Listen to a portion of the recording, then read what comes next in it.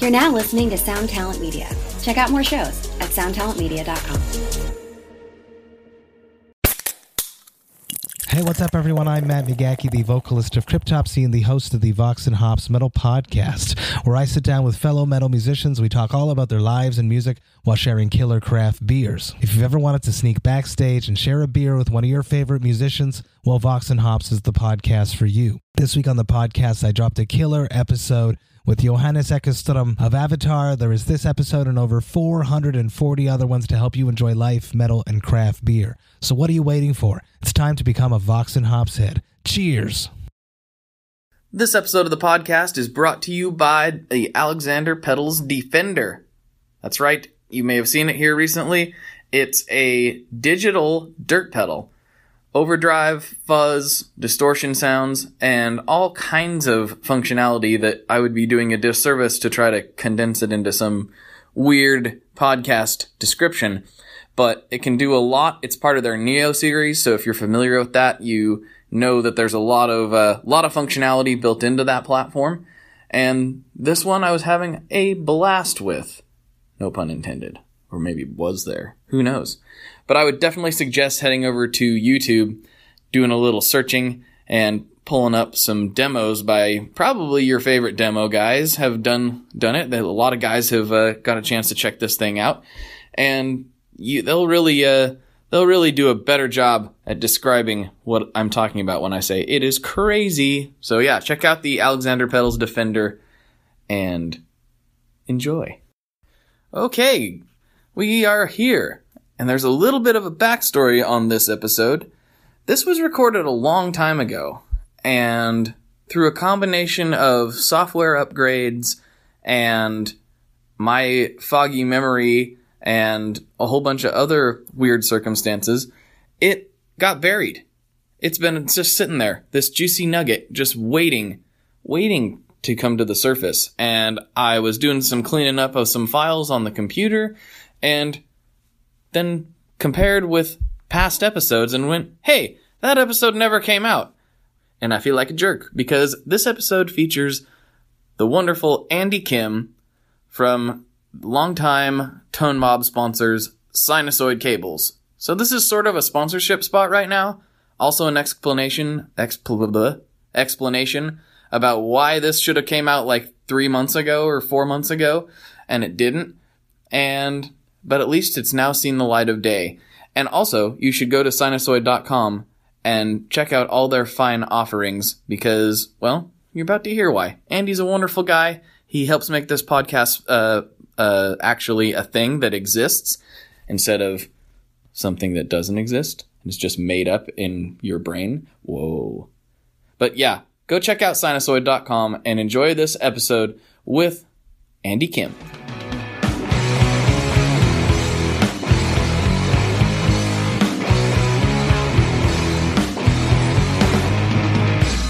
Hello, everyone, and welcome to another episode of the ToneMob.com podcast, the show about guitar tone and the people behind it.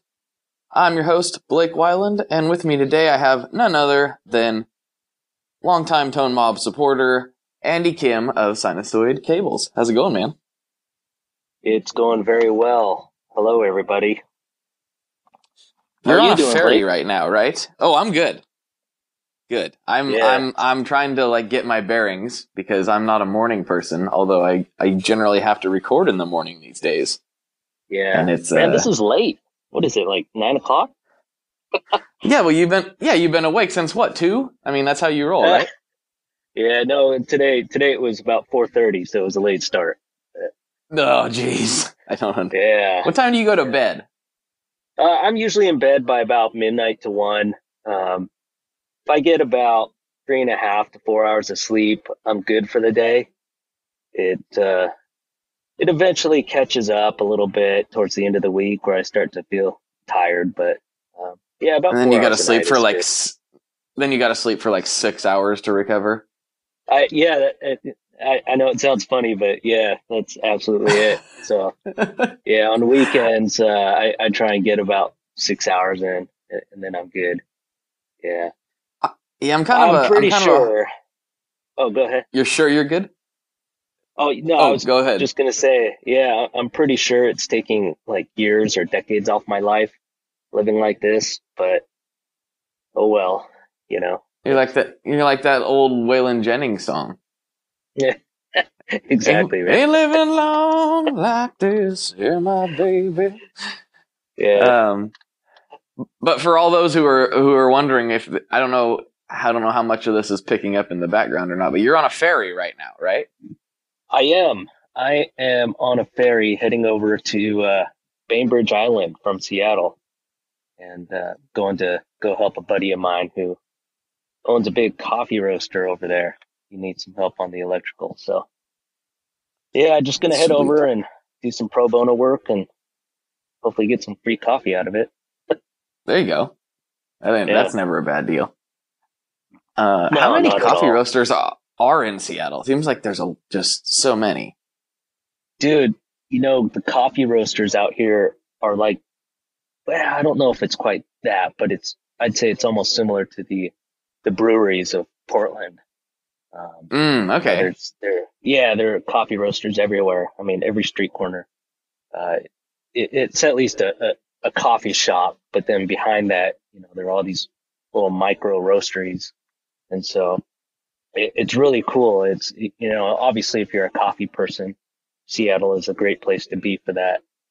Yeah. Mm-hmm. Yeah, it's something I should be more of a coffee person. I like coffee, but then again, I could see myself like getting really into it. Like I'm really into everything I get into. I get really into it, so I better limit my hobbies. I think it's best if I just enjoy coffee as I continue to do so, because I could see myself really geeking out on it. Yeah, and then when you start going down that road, you just can't enjoy a cup of coffee anymore, right? 'Cause you're Like a good critiquing diner it. mug. Yeah, exactly. You just can't enjoy it anymore. I mean, it's like obviously you're super into pizza, right? And we all know that. I do but, really like pizza. Yeah, yes, I do. yeah, but once you start developing like I don't know, you start critiquing it, you start thinking about all the different pizzas that you've had, the good, the bad, and you start to not be able to enjoy most of it. I don't know. I think I understand, but I'm not that way with pizza so much. I mean, I really That's like true. it, and I like it with different things, but like, I think the craft beer would be, there again, a better analogy. Cause like, Yeah. I can't, I just like, no, it has to be at least decent for me to enjoy it, or I'd rather just not have it. Type of thing. You know what? You're absolutely right, because I can't remember the last time I had a terrible pizza. Mm-hmm. One that's not that good. Yeah, it's kind of good. Still, exactly. I grew up eating. You know what a Totino's party pizza is? Heck yes, I do. Dude, I love those. Like when they go on sale for 99 cents or something. Uh-huh. Yeah, so I think even through college, I was buying just boxes of those and stuff in the freezer. And I mean, that's what we were eating in college. That and drinking beer and whatever else. Yeah. But it's good though, right? Like, I mean, don't get me wrong. Totino's isn't like, it's not going to substitute for like a real Italian, wood-fired delicious slice. Like it's like almost two different things. Not even close. Yeah. But it's freaking good. Delicious. It is. When I talked about this before, but when we were recording our album a couple of years ago, we brought over my little Traeger smoker to we didn't have to leave for food. We just loaded up on a bunch of, delicious meats, shoved them in the freezer. And then at lunchtime, instead of leaving, we would just grill, which was pretty cool. Oh, nice. Nice. But we also brought over a few Totino's pizzas and threw them on the smoker. Oh, no way. Yeah. And there's a local like kind of small grocery store that has a really excellent meat department, and they make all these sausages in house and like all these weird things. And they have a pizza sausage where it's like a bunch, like if you took the toppings of a combination pizza, ground them up and put them in a sausage casing. Oh, dude. Yeah. And so we split one of those open and sprinkled it all over the Totino's. It was delicious. It was so good. It was like combining gourmet and garbage at the same time. It was weird. Yeah. Oh, that sounds good. Those Totinos, we in college, because I think my appetite was really starting to get big around college. I grew up super skinny, and now I've got a belly because I think the beer and whatever else I consume. But in college, I started to really, my appetite was growing. So what we do is we get 2 of those Totinos, right? And we bake them, and then we make a big sandwich and just eat it whole, like a big giant pizza sandwich. And that was the best, man. Oh Yeah, man, my that sounds roommates. kind of good. Yeah. So in one sitting, the 4 of us, we'd kill like 10 pizzas, right? 10 of those. Easily. Yeah. And again, I'm pretty sure I was taking, days or weeks or years off of my life doing that. But man, it was so delicious. Well, with the preservatives in it, maybe it was actually adding years. You know what I mean? Or that, yeah.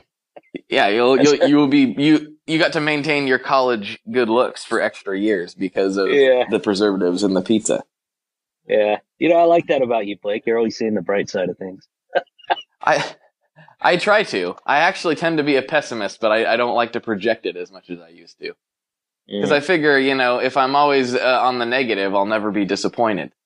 But that's not a fun way. It's not a fun way to think about things. So I try not to put that out there. Yeah, it's best just to have some fun. Absolutely. Best to look at. So before we're gonna talk. This is gonna be another episode where we talk about food a lot because you and I are both very into the food. Oh yeah. But we should probably talk about. You've got an interesting history in the industry. Kind of reaching back, pre-Sinasoid a little bit, and just kind of give us your background, your musical story. I don't think I've really ever talked to you about guitars and whatnot. I think we usually talk about like what's going on in the business side of things when we're chatting. So like that'll be interesting for me. Like, what's your kind of musical backstory? How did it lead to what you're doing today? Oh yeah, you're right. We haven't talked about the musical part, but my musical history background is fairly short-lived. And I started playing guitar. Actually, Justin was up here yesterday and we had lunch and he sold me a very, very nice guitar. I'll post pictures of that. But anyways, during lunch, he was, this is all news to me. Oh, it is. I knew he was going up there, but I didn't know what, I didn't know he was selling you a guitar. This is a whole nother story. Yeah. Okay. More on that later. Yeah. The Blue Cower, if you know which one that is, but. Oh, I do. I didn't know. That thing is glorious. Yeah. Oh, yeah. That's an understatement. That is definitely an understatement. But so I started playing guitar around 5th or 6th grade, I think it was. Picked up an acoustic, was playing at church, of all things, and eventually moved over to electric around 7th grade. And I was playing. My first guitar was a Strat. It was a black Strat. And I loved that thing until I lent it to a buddy of mine in high school and never saw it again. But oh man, yeah, in 7th grade, so I joined the band, the high school or the middle school band, and our middle school had a jazz band, so that's where they put me with my electric. And looking back, I knew absolutely nothing about jazz and jazz guitar, and I totally sucked. But our school recorded a couple albums, and I was the electric player for that. And I was just telling Justin, I think last year I found one of those recordings, and I was listening to really? it. Yeah. Oh man, I was horrified at what I heard. It was like, oh my gosh, I'm so embarrassed.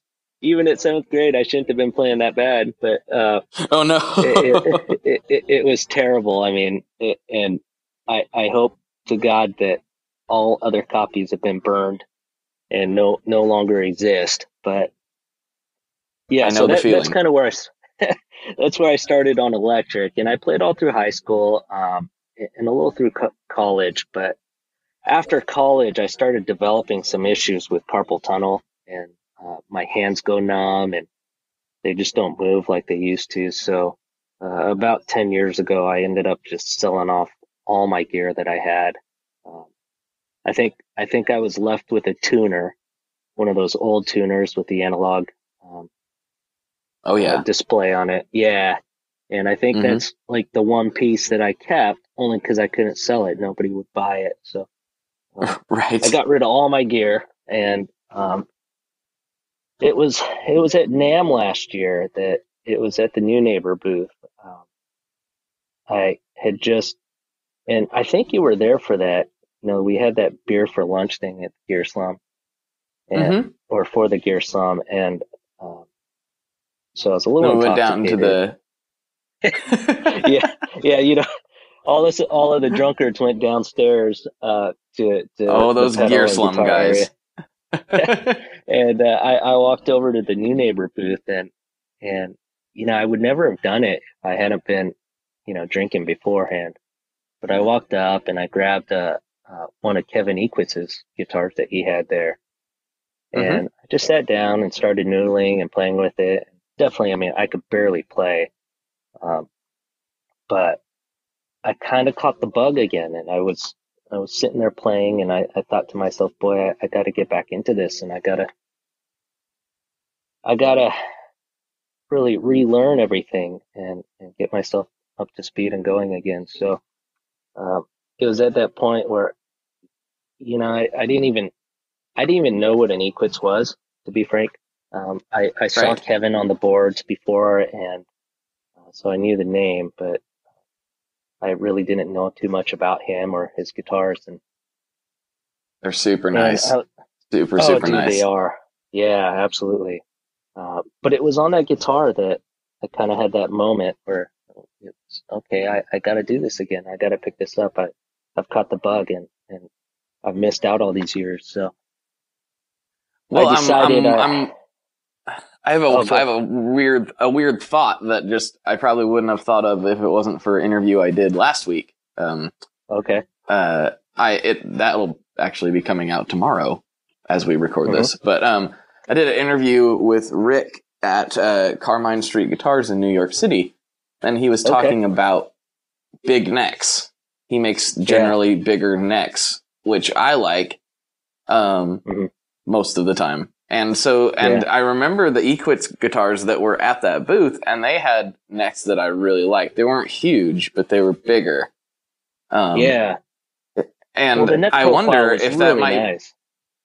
yeah. So I wonder if, like you said, you had carpal tunnel issues. And what Rick was saying, he's not a, I don't know what the word is. He's not a medical person by any stretch, but like he was saying that Yeah. was better for most people's hands rather than the thinner, flatter that we kind of think of as super fast necks. Yeah. Yeah. He was like the bigger vintage style. He's like, think about the technical players that play classical. He's like, that neck profile hasn't changed in like 200 years. Hmm. Um, and it's really big. It's like 2-inch radius or something. Or excuse me, 2-inch. Yeah, it's like 2-inch. I don't remember exactly the details, Yeah. but I wonder if the bigger neck might help with the carpal tunnel stuff you were experiencing. I don't know what you were playing Ye- back then.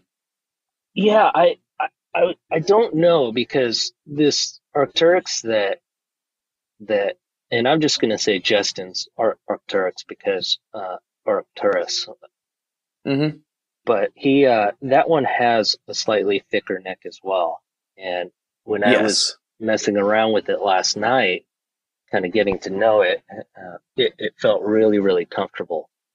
But I think that the Equits that, oh, so after playing the Equits at the New Neighbor booth, I decided I needed one. So Right. I called up Kevin or messaged him, or I got a hold of him somehow, and I just said, hey, build me a guitar. I don't care what it is. I don't care how you configure it. Just make me one. And that's what he's been doing. So I haven't really specified anything on the guitar. I'm just letting Oh, him build it. cool.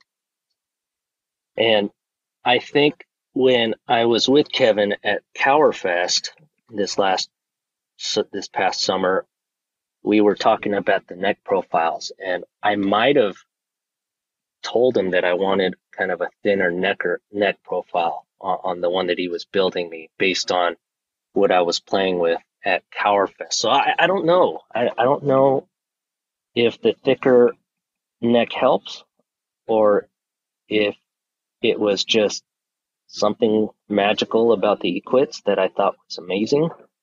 Um, but definitely, yeah, I mean, definitely something about that guitar that I was playing. Uh, it bit me and I caught that bug again. So now the gear acquisition syndrome has hit. Next thing you know, you're going to have to build yourself some sort of exterior room to hold your gear because you're a nincompoop like me. No, maybe that's what the not. office is for. That's what the Sinasoid office is for. That's where I keep the toys. I don't Away think. from home. I don't think.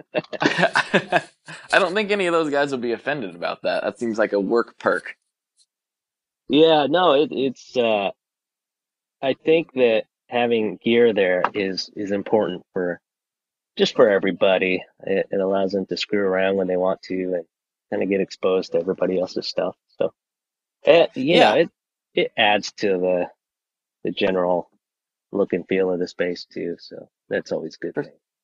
For sure. Well, and then But even if you're not selling the thing that you're talking about, pedals, guitars, whatever, it's important to know what's going on in the industry at large, at least a little bit, yeah, I think and so. I think it makes sense. some guys aren't wired that way. Some guys don't really care. They just head down and solder stuff. But then then I see them sometimes. Oh, we came out with a new this and that, and it's like, well, somebody else already had that exact same thing that you just spent however long developing. So Yeah, and it's a lot of the pedals and amps and guitars and whatnot. All the gear that we have at our office, they're mostly made by friends of ours. mm-hmm. So it's always nice to support them. And when we take pictures for marketing, it's nice to throw in one of our friends' products too. So yeah, all For around sure. it's just fun to have gear. I mean, that's It what really is. this whole industry really is. Yeah, it's just all fun. So Mm-hmm. it's yeah. I mean, when I'm at home, I can't really make too much noise, anyways. Um, I got a 4-year-old, so she needs Mm-hmm. her rest. And by Of the time course. I get home, it's almost bedtime anyways. So yeah, it's nice to have it at the office. For sure. For sure. Yeah, so the gear So acquisition started, and now we've got a bunch of pedals. I've got a bunch of pedals at the shop that kind of circulates, and got a couple amps, and now a couple nice guitars. So we'll see where nice. this leads. Hopefully, it doesn't go too far It's for not the everybody's worst thing sake. in the world. It's No, it's okay. yeah, yeah. See, this the blind leading the blind here. It's fine. Don't worry about it. It's okay. Yeah, I'm yeah, not the person to be taking advice from on that front at all. But yeah, oh well. for sure. Well, there's worse Yeah, things. yeah, for sure. So how did Sinusoid come to be? I know you've got a lot of irons in the fire, and have had a lot of irons in the fire for a long time. But how did it? What was kind of the thing that made you go, I want to try to do this? Yeah, my background, other than just music, my background at an early age was pro audio, and in high school I started writing sound in middle school for church, and in high school I got a job with a regional touring company up here, and Mm-hmm. that eventually led me to doing some front of house work, a lot of systems tech work, tuning systems, setting up and whatnot, but I eventually landed at one of the big amphitheaters up here as their house engineer. And with all the tours going through, I was having to do a lot of maintenance work on our gear and other people's gear, especially cables, because they'd always break. Mm-hmm. And being on the road a few times, that's something that before every show, you have to literally take apart everything or test everything, because In a big show where you have 24,000 people that have paid to be there, you don't want problems just because one single cable in a big touring audio system can essentially render the system useless, right? Oh yeah. One of your drive lines go down, or even one of your main guitars, their instrument cable goes out. And so I learned early on how to build cables to specs that would withstand the rigors of the road. And I I kind of learned my own preferences for materials, the construction of the cable, the type of connectors, and soldering technique, which, it's not rocket science. I mean, by any means, it's actually fairly easy. But because of that, I always wanted to do something with cables. I thought that if I were to bring to market a product that I felt was superior and could withstand the road, it could do fairly well in the marketplace. And I've had other businesses in the past, and this is kind of Sinasoid is really a culmination of a lot of the things that I learned in previous, like you said, irons in the fire. Mm-hmm. And a few years ago, I decided, okay, now's the time, and let's do this. So we started development of the site. It took about a full year of development just to get the site up and running and where we wanted it. And then during that time, and then plus another year, we were developing our slate cable, and then we took some time to develop the sliver connector as well. So it's just been a lot of fun. It's been something that I've always wanted to do, is have a cable company. It Mm-hmm. just morphed into that, I guess. And the guys that we have working there right now, they're really the ones that are carrying the heavy load, making the company run. I run another business that has recently, especially this past summer, taken up about 95% of my time. And so Mm-hmm. Anthony, Kevin, Tyler, Nathan, those are the guys that have been really, they stepped up, and they've really been carrying the company. So I've been very, very fortunate to have really good guys working for me to make this thing work. And these guys are great. I mean, they actually do care, and that's really hard to find in people, where they actually care about what they're doing and the work that they're putting forth. And so, yeah, Sinusoid is a company. I guess, in a nutshell, it formed because of just my experiences in pro audio in the touring Mm-hmm. world, and here we are today. And I don't know if you Right. saw, but we just hired Albert too. Albert I did Mills. see that. Yeah. So we're all really excited for that too. And he's no stranger Anthony's been to the world either. So, no, but not at all, not at all. he's would he be your first kind of, or is, I mean, maybe I'm speaking without, well, I am speaking without any knowledge. He'd be your first like remote guy, or is he coming to Seattle? He is going to be remote. So Anthony has been doing he's been directing the business. He's essentially been acting as the general manager of our company, Mm-hmm. and also taking on the entire marketing aspect of it as well. So he and I will Mm-hmm. meet to discuss the marketing strategy, and then he implements it. And it was beginning to be, not beginning, it's always been a bit much for one person to handle. Right. And so when I found out that Albert was on the market, I quickly contacted him, and we talked. We talked over a couple of weeks, and we decided, he's a good fit for us, and he feels that we're a good fit for him and the type of company that he wants to be with. And so we eventually hired him, and we announced it to the world last night. And he's going to be taking up the marketing aspect of our company. So he's going to take some of that off of Anthony's plate, which Anthony is super thankful for. He can actually focus on business dev and some other things that have been lacking his attention just because he hasn't had enough hours in the day or his life to make it work. So, right. But, yeah, you tend to get stretched pretty thin pretty quickly when you're wearing that many hats. That's for sure. Yeah, for sure, and especially in a small business startup environment too.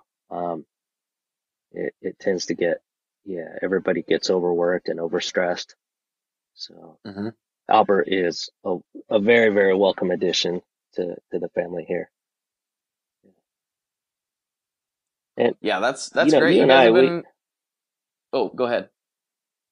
Oh, yeah, I was just gonna say. I mean, you and I, every time we talk, we're talking business. So it's kind of. And we're starting to do it. We're starting to do it that. again. Yeah, yeah, which is not a bad thing, I mean, we talk business a lot, so.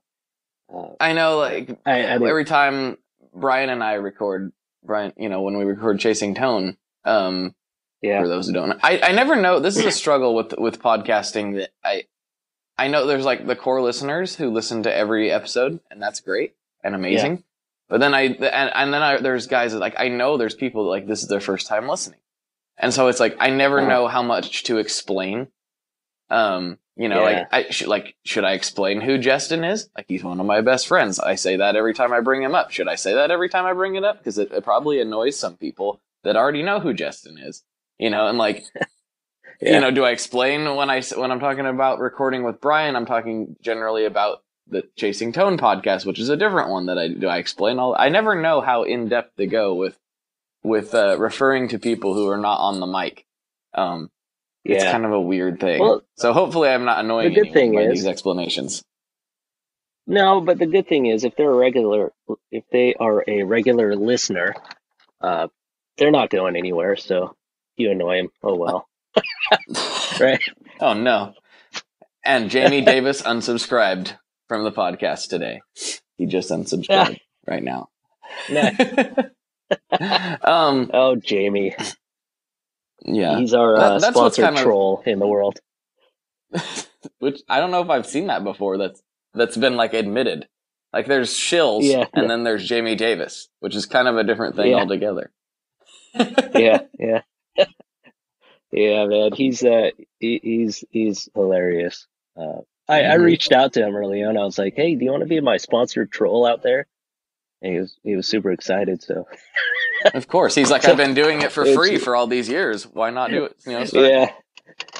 Yeah. So awesome. It's just been kind of an ongoing joke. I didn't mean to cut you off earlier, but yeah. Oh no, that's okay. But yeah, well, and I guess there again, blah blah blah. There again, like for somebody who's just tuning in, maybe doesn't hang out in the groups, the Tone Mob groups, or all the various interconnected guitar podcast groups that we have. You should be get on in there in the Facebook. If you're on Facebook, then really the only reason to be on Facebook is for groups that you're interested in participating in my opinion. And absolutely, we got a Tone Mob group, and there's a whole bunch of people in there, and Gear Slum 60 Cycle. We all talk and hang out in each other's Facebook groups, and you can join on all the fun and festivities in there. So anyway, me trying to explain things. Yeah, it's that's literally the only reason why I'm on Facebook is to stay connected with the gear community. It's I'm not right very there active with you. Otherwise. No, I'm right there with you. So let's see. We've talked about some interesting stuff, and I'll let you kind of lead to get it back on the subject of cables and gear. I'll let you kind of lead, but you guys do a lot more. I don't know if the word would be R&D or product development or what you would want to phrase it as, but you guys actually do a lot of testing before you come to market with a product, whereas some people, they just kind of go with the standard, issue items and solder them together and call it a day. It's not how you guys operate. So can you talk about as much as you're comfortable putting out there in public, I guess? Yeah, that's not a problem. And I can talk about, I think, most of it really. We do invest heavily in R&D, in developing new products. When we bring a product to market, we want it to be at 100%. I mean, obviously things will fail in the field. That's just a part of being a manufacturer. Of course. And that, there's no way around that really. But if you can do things on the front end to minimize that, then by all means, if it costs extra money or time, I'm willing to do that. But we have, and you're intimately aware of what we've got going on in the background. So, of course, when I talk about these sorts of things, I mean, I think you'll know, obviously the viewers or the listeners won't. But we've got probably about a dozen different things in the hopper right now, in different stages of development. And we're trying to bring different products to market, products that, some that other people are doing and we feel could be done better. Some products that just aren't in the marketplace yet that we're hoping, with our introduction, it can be something that's useful to the users out there. But part of that whole R&D is, it takes a lot of time and money, right? And of course, the money isn't actually developing the product. It's taking post-design, post-manufacturing, and bringing it to market, putting all the money into marketing, putting it into testing even. When you have something that's not right, or you're in that testing phase and you just don't like something about it, you have to go back and take, multiple steps back to try and correct the issues. So again, there's a lot of money and time that goes into it. But some of the products that, and I think maybe this is kind of what you were hinting at, some of the products that we're working on right now is some internal wiring for guitars and pedals.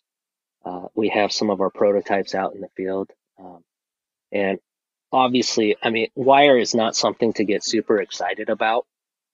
Right. But we kind of do. I mean, as kind of nerds, we're definitely wire nerds or rope mongers, as other people say, or whatever Right. you want to call it.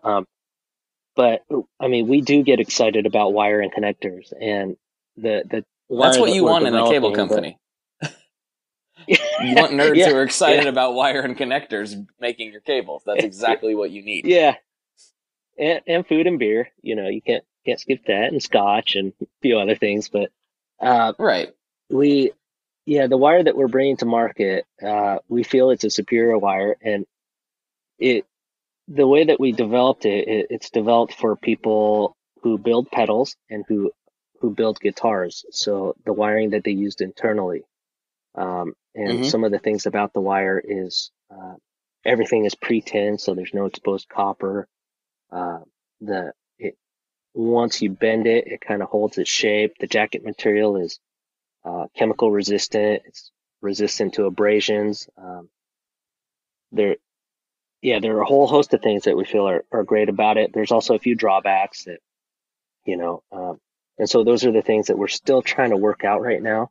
So it's about 90% there. We're almost at the stage where we can bring it to market. But we from the feedback that we've got from a few guys that have used it, they seem to really like it. So something like that. That's something that we're working on. And there are a few other things. I don't want to go too far into it because I think they're kind of more in the earlier stages. But our slivers are finally, we got the tooling to a new die caster, so we're almost there and getting this. Yeah, we were having some issues with that, but we're almost there and getting those back in stock. Our first initial run of, it was an instant hit, and we sold out, and we just couldn't keep them in stock. And then finally, we this is what I was talking about of making sure that things are at 100%. We just weren't happy with some minor things about that connector and the way that they were built from the die caster that had the tooling before. So we pulled the plug, no pun intended, and we went back to the drawing board and we made some adjustments to the tooling, and we hired a new die caster to do the work. And so cool. We're almost there. Very cool. Yeah, the initial run that we got in, we're happy with how they look and how they feel and the testing of the plugs themselves. So we should have those. I'm hoping in the next 4 to 6 weeks, and we should have those in mass quantities. So hopefully, I've got my fingers crossed that we're going to be there. Yeah, but I've had some people ask me about that, and I'm just like, because they know I have them, and they're on my. They're the reason I was able to cram 1, 2, 3, 4, 5, 6, 7 pedals on a board. I don't even know what it measures at. It's like the size of a sheet of paper. It's tiny. Yeah. I was able to cram 7 pedals. Granted, 3 of them are mini pedals, but and I guarantee you there's at least 1 pedal that wouldn't be on there if it wasn't for the size and shape of the slivers. So I'm excited to see those things come back. Yeah, definitely. We're really proud of that product, and it's been a long time coming. I mean, I think the first prototype was in our hands about 3 years ago. So it's really a drag to not be able to offer something that people want. We considered, and when they initially went out of stock, we considered kind of doing a pre-sale thing, but we didn't quite feel comfortable with that, so we bagged that idea. But hopefully, when they're in stock again, we'll be able to get them out into the wild again and see how they do. And you were talking about like kind of the technical part of what we do. That's what I was. Yeah, I was hoping you could get into some of that because it's more in depth than just soldering stuff together and seeing if it passes signal, which is what a lot of people kind of assume. Yeah, I'm so sorry for spending so much time on kind of the R&D and the product part of it. It's just I get kind of excited about that stuff, but the technical part of it. So I think for us, we value making decisions based on data, and we value being able to measure things, and so we need to have measurable data to back up what we talk about and to help us and other people understand what we're talking about. And by that, and I think I've explained this to you, Blake, before, but we can definitely go into it here. Whenever we get a connector or any sort of raw wire or cable in, what we do is we create a testing system that we use internally. We don't publish the information yet. We're hoping to eventually, but there's still some obstacles around publishing that. But Right. Yeah, so we take each cable and each connector and we hook it up to our test system. And what we're doing is we're feeding pink noise through the cable, and then we test what happens to the sound or the tone as it travels through the cable, and we can measure. And for those who don't know, what is pink noise exactly? Pink noise is energy. It's essentially 20 to 20K audio, so 20 hertz to 20,000 hertz audio that it's a randomized noise generator that pushes sound out. So if you you'd have to hear it to understand it. It's kind of like right. Obviously that's not it, but what we do is, so we have a pink. Close enough. Yeah, we have a pink noise generator that we hook up to a little black box that we developed that puts out signal that emulates essentially a pickup on a guitar, and the tone that you get with different cables, or the impact that different cables have on the tone, it's due to the capacitance of the cable itself. And that's a rating that you can typically find on a cable. And so, and it's the way that the capacitance interacts with the pickup, the coils on your guitar. So when you put different cables on your rig, it'll sound different than the next. And so we take that pink noise, we put it through our pickup emulator and run it through the cable and to an amp, and then we measure the output of what's coming out of the amp or the speaker. And so when we do that, we can see what's going on with the tone. So when you're putting pink noise in, it goes through cable A, and all of a sudden you have a big dip at 1K, and that's 1,000 hertz on the frequency response of what's coming out post cable. You can see how that cable is impacting your tone. And so when you hook up one cable, you measure it, you hook up the next cable and you measure that, and you can compare the differences. So you can get a really consistent, measurable set of data that you're essentially profiling the cable.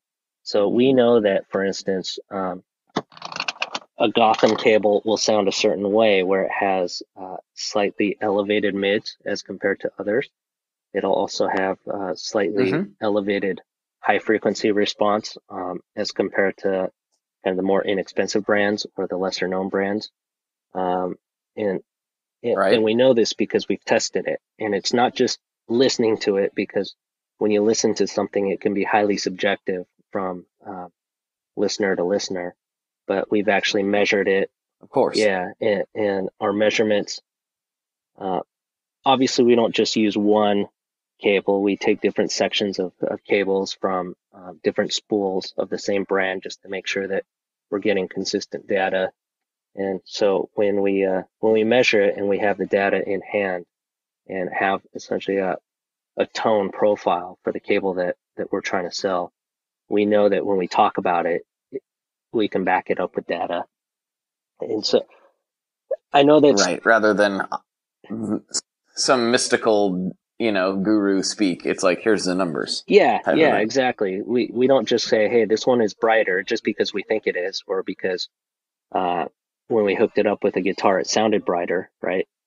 We know it because our data shows it, and we've measured it, and we've taken all the subjective part of it out, and now it's an objective descriptor of the tone. So, that's really important to us as a company. Everything that we do, we want transparency and truth in what we do. And so this just kind of goes along with kind of the corporate culture and the type of brand that we're trying to build. But yeah, it's a lot of fun though. I mean, there are, we we tested different cables, and we found that there's some very, very high end esoteric brands that don't even come close to living up to their claims. There are some very, very low end. Oh boy. Yeah, it's disappointing actually. There are some no name, lower end economy brands that we've tested where we go, wow, this stuff is actually really amazing. And if if we could get more of it, we'd probably buy a bunch in bulk and sell it, but we just can't. I think we tested a Radio Shack cable at one point, and we're blown away by the the tonal response of the Radio Shack cable. So that was kind of fun. But as you know, a lot of them have gone away. That is interesting. Yeah, the connectors that they used were junk, but the cable itself wasn't too bad. Of course. Yeah. So, but and the thing is, you can't, obviously, with anything, right? You can't just judge the cable based on the tonal response. You got to look at the construction of it. You got to look at the jacket material, the insulator material. what kind of core it has, the type of copper that's used. Are there any, what kind of strain relief is built into the cable, the shielding? Yeah, there are multiple parts of the cable that you have to look at to assess the final package, really. And yeah, Mm-hmm. and we like that stuff, so we've done it all, and we have our preferences and what we feel make a superior cable and what doesn't. So that's kind of Yeah, the geek for side sure. of cables, and yeah, Right. that's the stuff that Well, drives and us. I don't know for sure. Oh, go ahead. Oh no, I was done. Oh, okay. No, I don't know this for sure. I haven't talked to that many cable guys, a handful, but I don't think that anybody's probably or I should say very few, if any, are taking it to that level of analysis.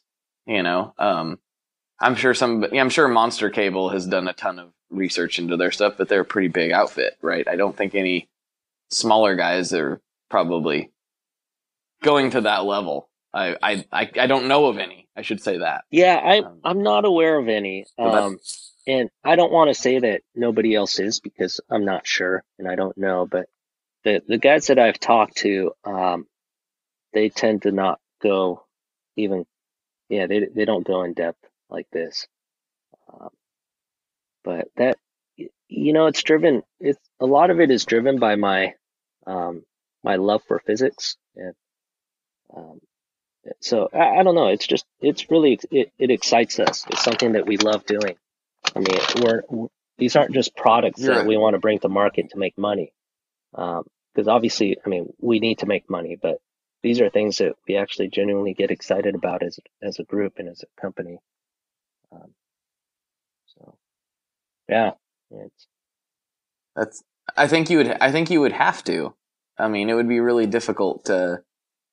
I think with cables in particular, for most people, that would be a difficult thing to care enough to make to make something different. You have to genuinely kind of get excited by the product itself. It'd be like if my wife was going to try to start a pedal company. She doesn't care. yeah, So she would probably, buy a tube screamer and sell it, from China and sell it if she was going to do it because she doesn't really care that much. yeah, definitely. And it's fun talking to the guys that thinks very similarly about the products that they're making, and it's fun to geek out, kind of listen to their stories too. So. Mm-hmm. For sure. So, there was something I was going to ask you about, and I know what it was. It's going back to food, which we're getting down to the last few here. We can revisit food because why not? Yeah, dude, anytime's a good time to talk about food. But you're quite the avid smoker / barbecuer, I've noticed, and that's why I knew from the moment I saw your grill setup that we were going to get along real well. Actually, I'd already talked to you by then, but so I don't know how to make a lot of things really well, but I feel like I make a mean brisket. Mm-hmm. Are you a brisket fan? And if so, what kind of techniques do you like to use? Because everyone needs to, we talked about cables, on to brisket. Yeah, I love brisket. So I kind of treat smoking, grilling, barbecuing kind of the same way that I do cables. I just totally get into it and I want to know everything about it. But the brisket it's been my unicorn. I just can't, I haven't been able to make a brisket that I'm just super proud of and that I like.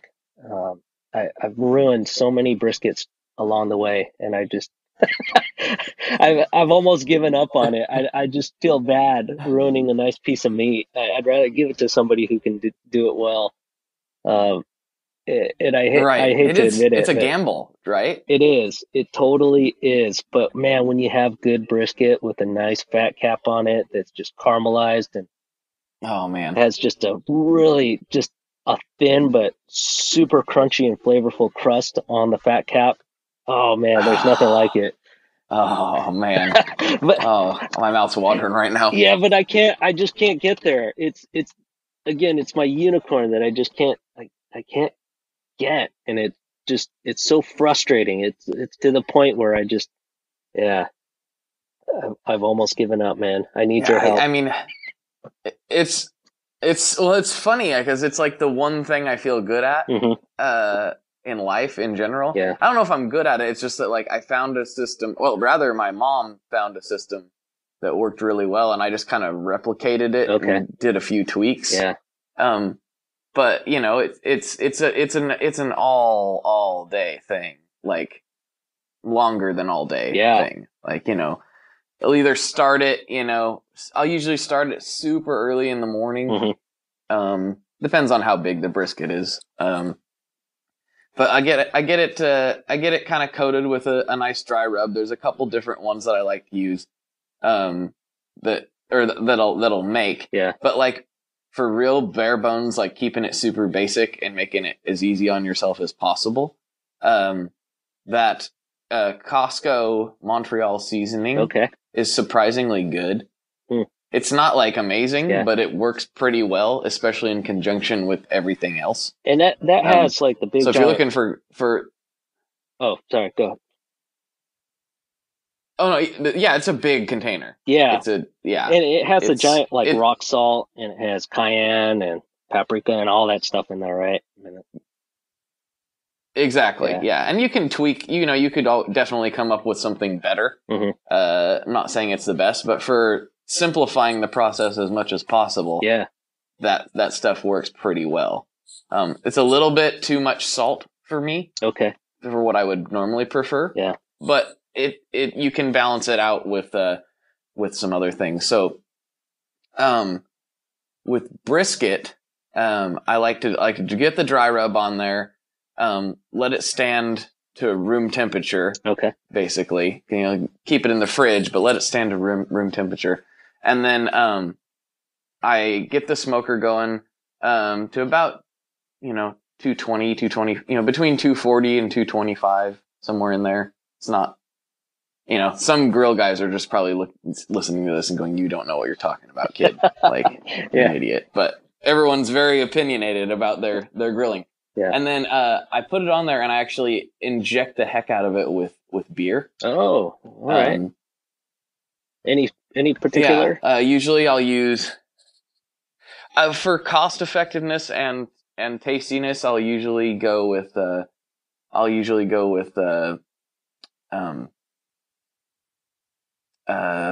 Pyramid. Pyramid Outburst IPA. Is a good one. Now this also depends on the dry rub. So when I'm using the Montreal seasoning, I actually kind of prefer apple juice instead of beer. Because of that salt content, like the apple juice lends some sweetness. Yeah, and it helps balance it out a little bit. Whereas the beer I would use if you're not using as much salt, but I would still even mix in a little apple juice. It just really is a nice touch, or apple cider vinegar even. Oh, for sure. In some of that, works well.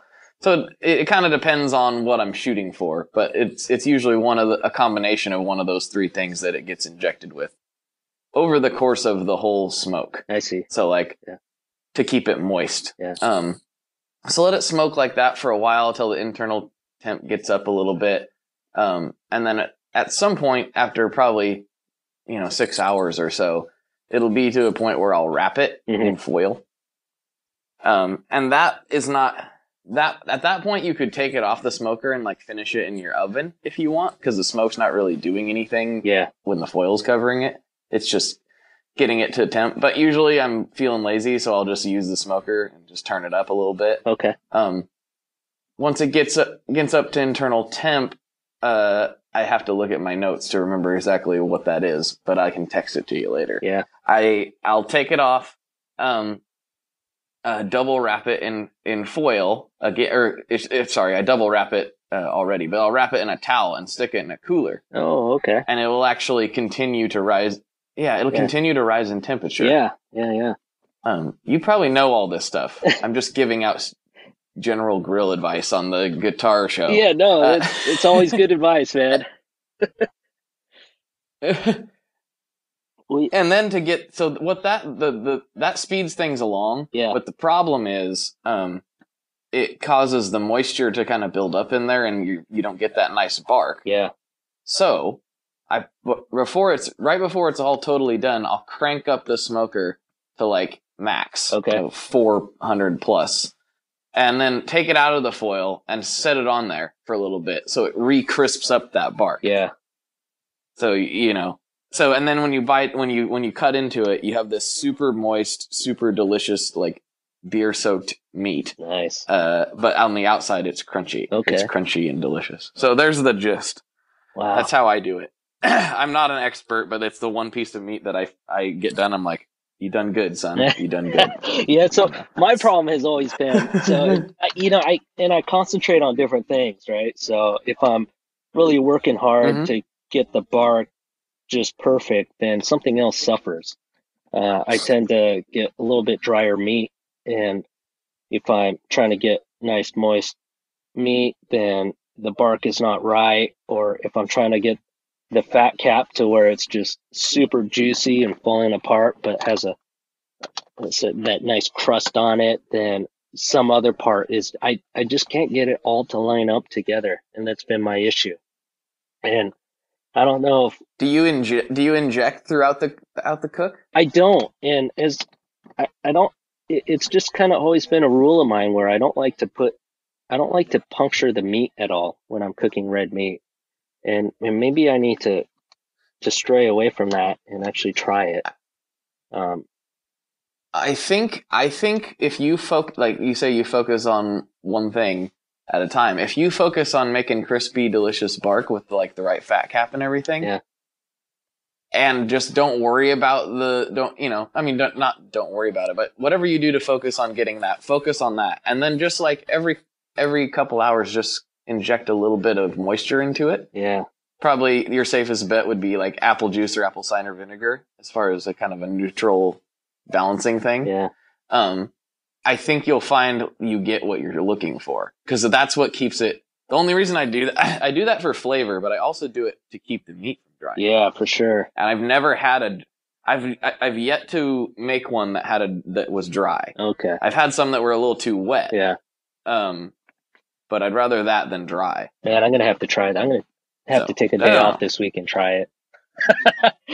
All this talk about brisket, but yeah, but in general, like I love to smoke, and I love to barbecue. And for the listeners out there, and this is probably going to start an argument in the group, but my understanding, and this is how, boy. Yeah, I know, this is how I understand it, and this is how I refer to smoking. Smoking is kind of lower temperatures, under 200 degrees. Obviously, the introduction of smoke. Barbecuing is right kind of above 200, but it can be both indirect and direct heat. And that grilling is high heat, essentially searing. So, right. So when you're grilling, you're doing things like a burger where you want it to be medium on the inside. So you're grilling it at super high heat. You're creating that nice crust, and you're just making the nice charred ends, charred edges and whatnot, and that's what you're shooting for. So that's my understanding of it. People might differ in their opinion, but whatever. I think I can agree with all that. Yeah, I don't see any problems there with that theory. Yeah, I don't know, that's just kind of how I see it. But I love smoking. I tend to smoke a lot of fish just because I catch fish, and I like to preserve it that way. Smoke salmon all day. Oh man, I'm gonna have to bring you down. So I'm gonna be down there in first weekend in November. I'll have to bring you some. But please do. Yeah, and you'll be at the one day show, right? I'm assuming. I'm planning on it. Yes. Yeah. Barring any unforeseen circumstances, I should definitely be there. Yeah. So we'll have to hang there. I'll bring you for some those salmon. who don't know. Yeah. Yeah, for those who don't know, that's Co Schneider doing his traveling boutique guitar show. It's coming to Portland here. What day? I forgot. The what 4th, day. I think it was. November. Saturday. It's the November first, 4th? Okay. Yeah. So, the first Saturday of the month. cool. So, but yeah, I love... if you're in Portland, come down and say hi. Oh, for sure. Yeah, all you Portland, the Portland people. Come say hi to all of us, actually. Mm-hmm. But yeah, I love smoking For sure. fish. Halibut. I don't know if you've ever had smoked halibut. That I have. Yeah, I prefer smoking halibut over pan fried or anything else. I think I think white fleshy fish tends to take up the smoke really well. Obviously, Okay. I like smoking big pieces of red meat. That goes without saying. Of course. I like barbecuing ribs. Barbecued ribs are always Mm-hmm. a good thing. And then I'd start ribs in the smoker at low temp just to get that smoke to penetrate the meat, and then because once you start barbecuing, I feel like the smoke doesn't penetrate the meat as well because it cooks the outside a little too quick. So I like to start it in the Right. smoker and start real low, get that smoke to penetrate, and then I'll move it up and essentially barbecue it and finish it in the barbecue. What kind of smoker setup do you have? I just basically have one Traeger, and I feel like the Traeger is a little bit cheating in a lot of ways because it's so easy. Yeah. But I'm not going to argue with that because it's awesome. But you got a more elaborate setup, I think. I have a Masterbuilt electric. It's like a mini fridge type of deal. I also have a Traeger. I also have I forget the brand, but it's essentially a barrel with a side firebox that I like to do if I have a lot of time and patience and the weather's nice. So because when you have a real firebox going, you have to maintain it. You're out there every 30 minutes to check temp, check the fire, check everything. So I have 3 different smokers. Oh yeah, for sure. Yeah, and the Traeger's almost kind of like more of a barbecue than a smoker. Definitely, you turn it down on the low setting, and it can be both, right? You can start smoking on the Traeger and move the temp up and barbecue it right there without having to move the meat over to something else. So the Traeger is super convenient, and I love that piece. And then I have a couple charcoal grills and a gas grill.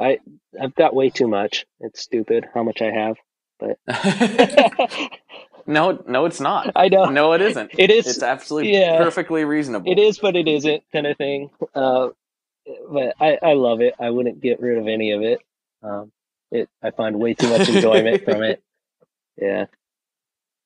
But it's a lot of fun. I kind of want to grill today now. You should, man. I want to grill. I'm gonna grill something this evening. I don't know what it's gonna be, but maybe some burgers or something. It just sounds way too good. Yeah, you gotta cook some meat. Well, yeah, I got to. Well, we have crested that hour mark successfully. Oh, cool.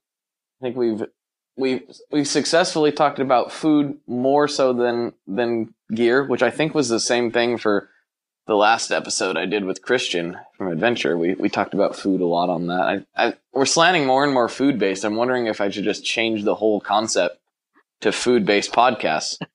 You should. And just ignore guitars altogether. Yeah, might as well. I find that a lot of guitar guys are huge food guys as well. So, I think it would. I'm starting to discover that. Yeah. Who's not a food guy, right? Or a food person or food gal or whatever you want to say. But. Well, I know some guys that they just don't care. Oh. Which is probably an easier way to be, but they're just like, it's sustenance. I just need it to survive, and that's the only reason I even eat. Wow. I'm like, well,